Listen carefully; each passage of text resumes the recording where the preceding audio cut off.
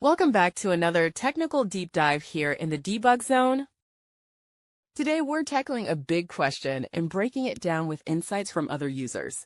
Hopefully this clears up some misconceptions and helps you get the answer you need. So buckle up, stay a little curious, and let's jump right in.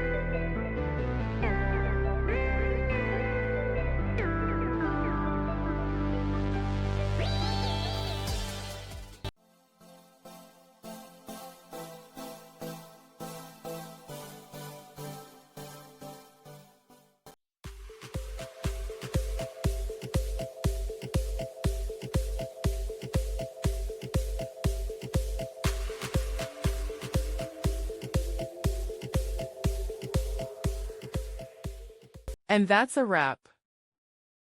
I hope you found the answer you were looking for. If you did, take a second to hit that subscribe button. It really helps out.